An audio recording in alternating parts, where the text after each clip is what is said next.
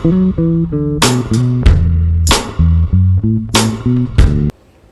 అందరూ, ఎలా ఉన్నారు? నేనైతే చాలా బాగున్నాను. మీరందరూ ఎలా ఉన్నారు అనేది కామెంట్ సెక్షన్లో కామెంట్ చేయండి.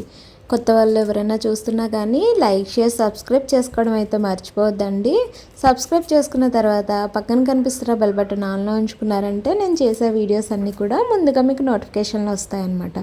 వీడియోని ఎక్కడ స్కిప్ చేయకండి. నాకు వచ్చిన కొన్ని కామెంట్స్ కోసం అయితే చెప్తాను. నాకు వచ్చేదే ఒకటో రెండో, ఆ రెండింటి కోసము ఈ వీడియోలో అయితే నేను షేర్ చేసుకుంటాను అండి. దాంతోపాటే మసాలాలు ఏమీ లేకుండా ఆలు కర్రీ అయితే చేశాను. అది కూడా మీ అందరికీ చూపిస్తాను అనమాట. ఎక్కడ వీడియోని అయితే స్కిప్ చేయకండి.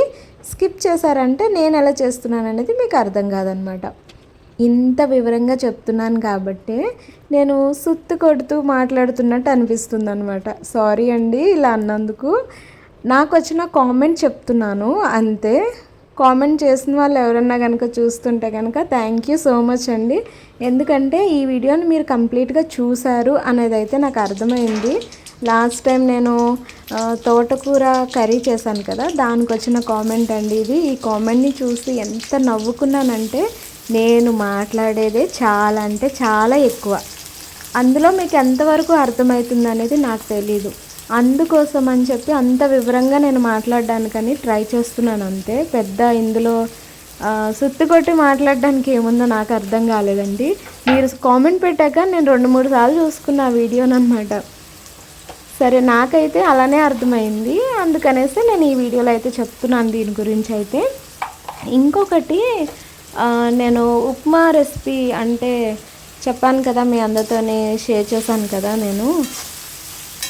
ఆ రెసిపీ చేసినప్పుడు దానికి కూడా కామెంట్ వచ్చిందండి. షార్ట్ వీడియో పెట్టాను కదా అందులో అనమాట.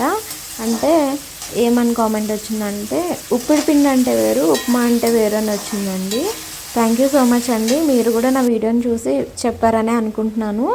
నాకు తెలిసినంత వరకు మా ఇంట్లో వాళ్ళందరూ కూడా దాన్ని ఉప్పిడి పిండి ఉప్మా అనే పిలుస్తారనమాట. అందుకని చెప్పి నాకు తెలిసిందే మీకు చెప్పాను అంతే. నేను దాన్ని అయితే కరెక్ట్ చేసుకుంటానండి. ఎందుకంటే ఉప్పిడి పిండి అంటే మేబీ వేరే రెసిపీ అయి ఉండొచ్చు, కాకపోతే మాకు పిలుస్తారు కదా అని చెప్పి నేను అలా అయితే చెప్పేశాను. నేను కూడా తప్పకుండా వీడియోస్ అనేది చూసి నేర్చుకొని ట్రై చేసి ఎలా వచ్చింది అనేది మీకు అయితే కామెంట్ చేస్తాను. నెక్స్ట్ టైం తప్పకుండా అదైతే నేను తయారు చేసుకొని ఎలా ఉందనేది టేస్ట్ చేసి చెప్తాను అనమాట. అది కూడా నాకు కామెంట్లో వచ్చిందండి. Thank you so much. మీరు కూడా నాకు వీడియో అనేది కంప్లీట్గా చూసినందుకు. ఇవే అనమాట నాకు వచ్చిన కామెంట్స్. ఇవి చూడగానే నాకు చాలా హ్యాపీగా అనిపించింది. ఎందుకంటే నా వీడియోని కంప్లీట్గా చూసిన తర్వాత మీరు కామెంట్ చేశారు కదా అనిపించింది అనమాట. అయితే ఈరోజు ఈ వీడియోలో సుత్తి ఎక్కువ ఉంది అని అనుకున్నా నాకు ప్రాబ్లం ఏం లేదండి. ఇది నాకు అలవాటు, ఇలానే మాట్లాడతాను నేను. కొంచెం లాగే ఉంటుంది, కాకపోతే క్లియర్గా ఉంటుందన్నమాట. షార్ట్కట్లో చెప్పడం నాకు రాదు, అర్థమయ్యి అర్థం కానట్టు మాట్లాడటం నాకు రాదు. ఇలా క్లియర్గానే చెప్తాను ఏదైనా సరే. ఎవరికైనా వీడియో నచ్చితే కనుక కంప్లీట్గా చూడండి, ఎక్కడ కూడా స్కిప్ చేయొద్దు. నా వీడియో నచ్చి చూసే వాళ్ళు కూడా చాలామంది ఉన్నారనేది నాకైతే అర్థమవుతుంది అనమాట. దానికోసం అయితే థ్యాంక్ యూ సో మచ్ అండి. ఇక్కడైతే నేను రెసిపీ కోసం చెప్తా అన్నాను కదా మీకు. లాస్ట్ టైం వీడియోలో ఆలు మసాలా పెట్టి కర్రీ చేశాను, కొంచెం డిఫరెంట్గా. ఇది నార్మల్ సాదా సీదా మసాలా ఏమీ లేకుండా చేసిన ఆలు కర్రీ అనమాట. ఆనియన్స్ మంచిగా వేయించుకున్న తర్వాత అండి, అందులో ఉప్పు, కారం, పసుపు వేసుకొని అది కూడా కొంచెం వేగిన తర్వాత ఉడకపెట్టుకున్న బంగాళదుంప ముక్కలు అయితే ఇందులో యాడ్ చేసుకోవాలి. ఇలా యాడ్ చేసుకొని ఒక 2 నిమిషాలు అలా కారం అది ముక్కలకు పట్టేదాకా ఉంచుకొని తర్వాత వాటర్ అనేది యాడ్ చేసుకోవాలన్నమాట. ఒక్క 5% అనేది ఆలు ఇందులో మళ్ళీ కుక్ అవ్వాలండి. అలా కుక్ అవ్వటం వల్ల కారం, ఉప్పు అన్నీ కూడా మనకి ఆలుకి పట్టి మంచి టేస్ట్ అయితే వస్తుంది. ఇలా దగ్గరికి ఉడికేటయన్నా ఎంత మంచి స్మెల్ వస్తుందో తెలుసా. చాలా అంటే చాలా బాగుంటుంది. ఇలా కూడా తప్పకుండా ట్రై చేయండి. మసాలాలు లేకుండా తినాలి అనుకునే టైంలో ఇలా చేసుకుంటే కూడా చాలా బాగుంటుంది అనమాట. అయితే చపాతీ కూడా చూపిస్తున్నాను ఇందులో. చపాతీలు అందరికీ చేసుకోవడం చాలా ఈజీనే, చాలా బాగా కూడా గబగబా అయిపోతూ ఉంటాయి కదా. అయితే నేను చపాతీని చాలా సాఫ్ట్గా కలుపుకుంటాను అనమాట. వీడియోలో మీకు ఇందాక చూపించాను కదా, చపాతీ పిండి అనేది చాలా సాఫ్ట్గా ఉండాలి. కాల్చేటప్పుడు పెనం మాత్రం చాలా వేడిగా ఉండాలి. అలా వేడిగా ఉంటే కనుక మనకి చపాతీ ఈజీగా కాలిపోతుంది.